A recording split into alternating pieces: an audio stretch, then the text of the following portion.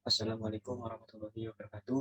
Perkenalkan, saya Ferrari Ramadhan, putra pertama dengan NIM 2024 10 10 10 1005. Di sini saya akan menjelaskan dari beberapa pertanyaan yang ada, yaitu yang pertama, implementasikan di laboratorium secara lengkap. Yang kedua, untuk setiap tabel, isikan minimal 3 baris data. Yang ketiga, pada tabel persimpangan data peminjaman, untuk primary key gunakan parent relationship, di mana foreign key dari tabel peminjaman dan barang dikombinasikan dan dijadikan primary key. Oke, mungkin yang pertama ini merupakan contoh ERD logikal secara lengkap, dan ini ERD lengkap dari ERD fisikal. Mungkin selanjutnya yaitu mengisi minimal 3 data dari setiap tabel. Jadi untuk mengisi data dari setiap tabel, kita harus membuat tabelnya terlebih dahulu, yaitu query-nya itu create tabel diikuti dengan nama tabelnya. Jadi create tabel jenis barang. Dan untuk formatnya seperti ini. Di sini nama kolomnya jenis barang, jenis underscore barang underscore ID, small serial, primary key. Kenapa primary key? Karena ini merupakan ID. Dan not null merupakan kolom yang harus diisi. Karena di sini di bagian jenis barang, tertera wajib. Jadi jika wajib ditulis not null, sehingga untuk datanya nanti tidak boleh dikosongi. Yang kedua yaitu nama kolom jenis nama underscore jenis varchar dengan batas 50 not-null unique. Yang ketiga yaitu keterangan teks, dan jika tidak diikuti dengan not-null berarti nantinya data boleh dikosongi. Dan untuk penulisannya sendiri harus diperhatikan untuk setiap kali bagian terakhir dari kolom atau dari penulisan kolom tidak diikuti tanda koma. Kenapa? Jika diikuti dengan tanda koma maka hasilnya akan error. Gitu. Jadi biasanya kita lebih baik membuat tabel-tabelnya terlebih dahulu. Jadi di sini ada 11 tabel, yaitu tabel lab, barang, dosen, item peminjaman, jenis barang, kegiatan, kepala lab, peminjaman, pengembalian, UKM. Tadi sudah dibuat tabel mengenai jenis barang. Selanjutnya membuat tabel barang, yaitu untuk query-nya sama, create tabel diikuti dengan nama tabelnya, yaitu barang, lalu kolomnya barang ID, semua serial, primary key, not null, nomor seri varchar 20, unit not null, deskripsi, teks, lab ID, semua serial, not null, jenis barang ID, semua serial, not null. Itu. Untuk tabel-tabel yang selanjutnya juga sama. Kita jika ingin membuat tabel baru atau membuat tabelnya, create tabel lalu diikuti nama tabelnya. Kurang lebih untuk pembuatan tabelnya sama sampai bawah, sampai pada terakhir yaitu pembuatan create tabel item peminjaman, yaitu terdiri dari kolom nomor seri, peminjaman ID, kondisi barang saat keluar, barang saat kembali, barang ID, pembelian ID. Nah, untuk selanjutnya yaitu pengisian data. Nah, pengisian data di sini query-nya menggunakan insert into diikuti dengan nama tabelnya. Bisa insert into jenis barang. Nah, berarti di sini jenis barang berarti tabel ini. Nah, lalu diikuti di dalam kurungnya ini diisikan kolomnya. Jadi misal yang diisi nama underscore jenis, koma keterangan. Nah, jadi untuk value di sini kita mengisi nilainya atau mengisi datanya. Untuk pengisiannya diurutkan sesuai. Jika ini nama berarti nama, jika keterangan berarti keterangan. Itu untuk pengisian datanya. Nah, di sini saya isikan 3, yaitu monitor Asus, Logitech, keyboard Razer. Nah, di sini juga sama. Untuk pengisiannya menggunakan insert itu diikuti nama tabelnya barang, lalu nama kolomnya, nomor seri, deskripsi, jenis barang, ID, lab ID. Nah, untuk pengisiannya juga sama, diurutkan sesuai dengan insert intonya tadi. Yang selanjutnya itu create dosen. Nah, di sini kita mengisikan data dosen. Insert itu diikuti dengan nama tabel dosen, selanjutnya kolom ini nama dosen, baru mengisikan values atau datanya. Nicknya, lalu nama dosen. Untuk pengisian values diikuti dengan tanda petik pada setiap pengisian, karena ini merupakan query atau aturan dari Postgres sendiri.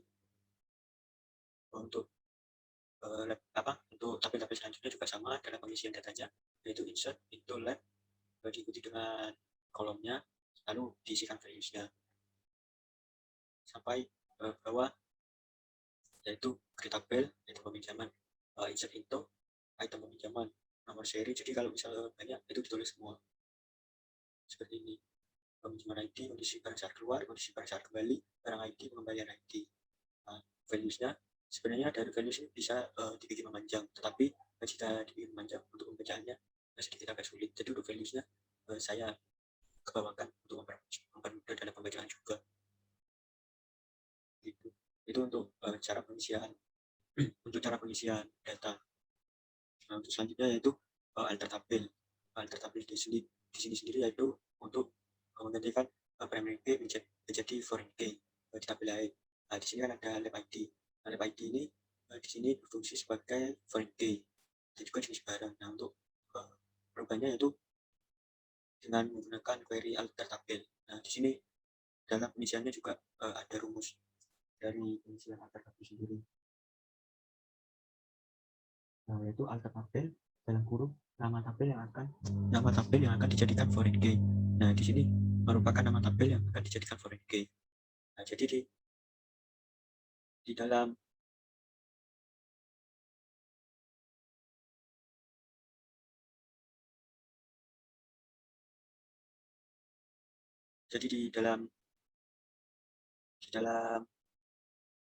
barang, di dalam tabel barang terdapat foreign key, yaitu dari perubahan alter tabel tadi. Nah, untuk rumusnya seperti ini. Ini merupakan rumus atau aturan dari Postgres. Jadi alter tabel, nama tabel yang akan dijadikan foreign key. Selanjutnya add constraint. Nah, add constraint lalu diikuti dengan nama kolom primary key. Nah, di sini nama kolom primary key-nya bernama jenis underscore barang underscore ID. Lalu diikuti dengan foreign key. Setelah foreign key, nama kolom foreign key. Nah, nama kolom foreign key-nya ditulis jenis underscore barang, disesuaikan. Nah, untuk referensinya sendiri yaitu nama tabel primary key, nama tabel dari primary key-nya, lalu nama kolom primary key-nya. Karena nama tabel primary key-nya ada di jenis barang dan juga nama kolom primary key-nya jenis barang underscore ID. Jadi ditulis sesuai aturan ini.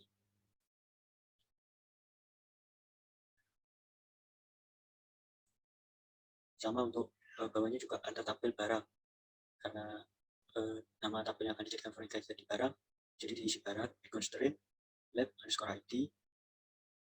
Lab underscore ID ini masuk ke nama kolom primary key, karena lab underscore ID ini masih menjadi kolom primary key. Lalu diikuti foreign key, nama kolom foreign key-nya, karena di sini saya menggunakan nama yang sama, jadi diisi nama yang sama, lab underscore ID. Lalu diikuti dengan reference, yang mana nama tabel primary key dan nama kolom primary key, yaitu lab dan lab underscore ID. Nah, di sini juga ada foreign key-nya, yaitu lab ID dan dosen ID. Di mana cara merubahnya juga sama, menggunakan alter tabel dengan rumus seperti ini. Jadi untuk pengisian atau perubahan dari primary key ke foreign key menggunakan alter tabel ini. Nah, mungkin bisa kita coba run ya. Nah, ini merupakan tabel pertama, yaitu di tabel jenis barang, yaitu muncul ID-nya, ID 1, nama jenisnya monitor, tangannya Asus, ID 2, handphone, Logitech, jenis barang ketiga, ID-nya 3, handphone, Razer. Nah, ini untuk tabel barang. Nah, untuk tabel barangnya, barang ID, nama serinya, deskripsi, lab ID. Nah, lab ID-nya ini udah diambil dari foreign key tadi, karena di dalam tabel barang terdapat foreign key, lab ID, dan jenis barang. Di sini juga jenis barang ID. Ini untuk tabel dosen, yaitu dosen 1, 2, 3 dengan ID 1, 2, 3.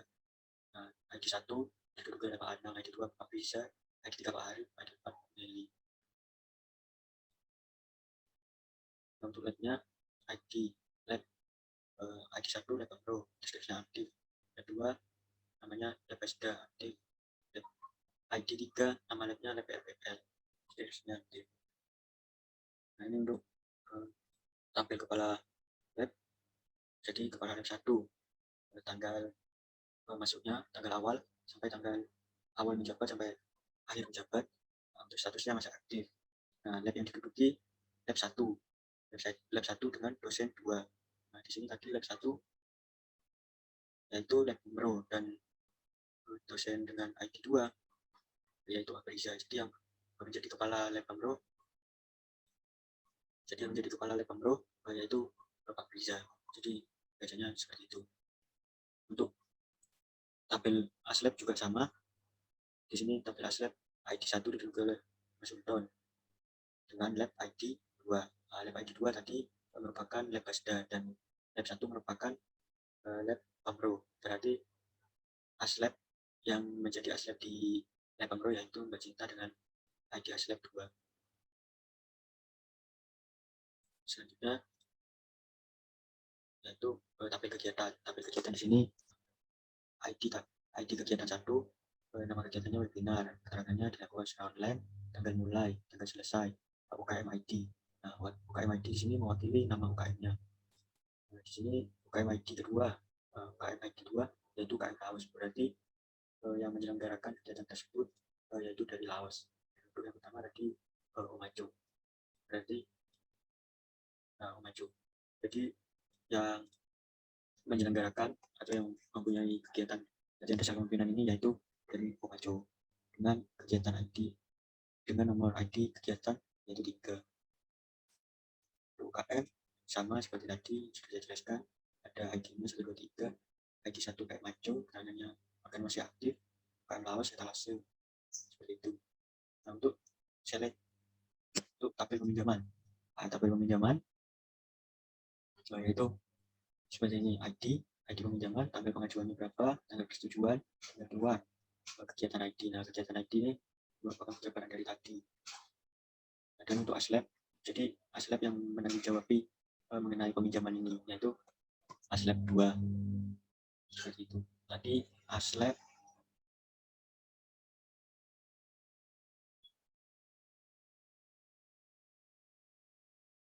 ini untuk aslab 2 yaitu Mas Sultan, berarti yang menanggung jawab Mas Sultan.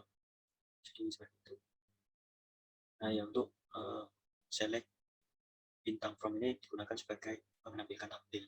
Jadi untuk menampilkan tabel, URL-nya seperti ini. Untuk pengembalian juga sama, ada ID pengembalian dan juga tanggal pengembaliannya. Lalu aslab yang bertanggung jawab atau yang menanggung jawab tersebut siapa, yang mengambil saat pengembalian. Jadi seperti itu. Nah, untuk yang terakhir yaitu tabel cerita peminjaman.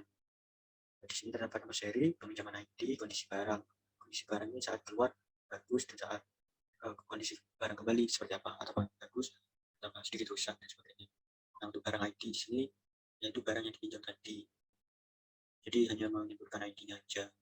Nah, untuk pengembalian ID juga sama, yang menyebutkan ID-nya saja. Jadi itu. Nah, untuk pertanyaan ketiga, pada tabel persimpangan data pinjaman untuk primary key gunakan value relationship di mana foreign key dari tabel pinjaman dan barang dikombinasikan menjadikan primary key.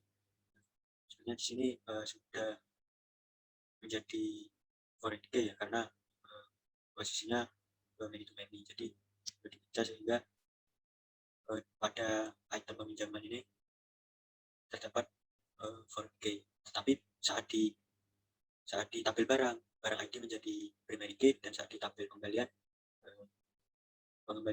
underscore ID menjadi primary key. Mungkin itu saja yang bisa saya sampaikan. Terima kasih atas waktunya. Kurang lebih mohon maaf. Wassalamualaikum warahmatullahi wabarakatuh.